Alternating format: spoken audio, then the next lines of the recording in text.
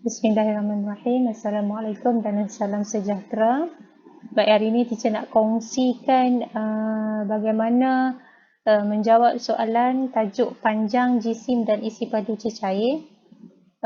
Oleh kerana kita peperiksaan UPSR masih tarikh yang sama, jadi kamu terpaksalah berusaha lebih, saya pun usaha lebih untuk mengajar kamu secara online.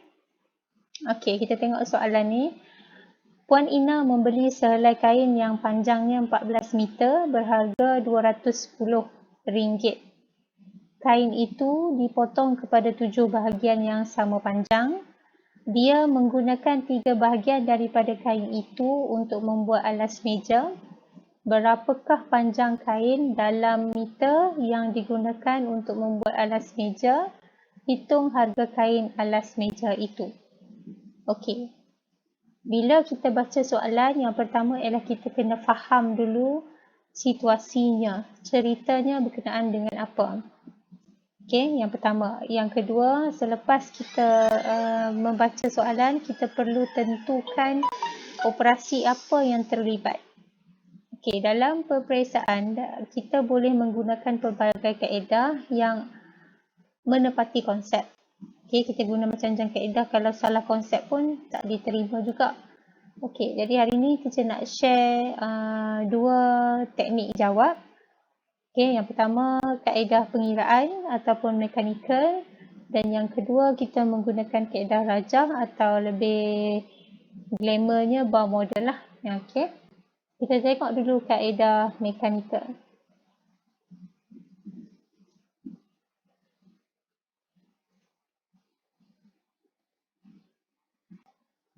Okey. Kaedah mekanikal. Kaedah mekanikal ni ialah sebenarnya kaedah pengiraan. Okey. Biasanya kalau soalan peperiksaan, teacher kata kita gunakan partition. Jadi kita buat dua partition. Partition yang pertama kita tulis dulu apa yang kita nampak. Okey, Puan Ina membeli sehelai kain yang panjangnya 14 meter. Dia beli sehelai kain. Sehelai yang panjangnya 14 meter dan harganya RM210. Okey. Kemudian kain yang sehelai ini dipotong kepada 7 bahagian yang sama panjang. Kemudian dia guna 3 bahagian sahaja. Jadi di sini kamu boleh nampak operasi bahagi dan juga darab. Jadi kita terus kepada operasi kain itu. Kain itu merujuk kepada yang ni lah, bukan duit dia. 14 meter. Dipotong kepada 7 bahagian, kita buat bahagi. Kemudian dia guna 3 bahagian, kita buat darab. Okey, yang ni ialah bahagian bukan meter. Jadi 7 ni ialah bahagian, 3 ialah bahagian. Okey, berapakah panjang kain dalam meter untuk membuat alas meja? Jadi kita guna kaedah mansuh di sini. 7 kali 2 14, 2 kali 3 6. 6 apa? 6 meter. Okey, 6 meter yang dia gunakan untuk membuat alas meja. Jadi bila dapat 6 meter ni untuk 3 bahagian. Dia tanya lagi satu, harga kain. Okey, bila kita nak tentukan harga kain, okey, kita tengok balik kepada nota kita yang pertama tadilah. Okay, 210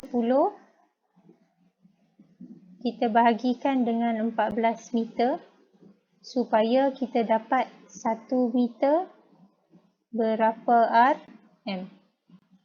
Okay, jadi kat sini kita guna sifir 7. 7 kali 2 14. 7 kali 2 14.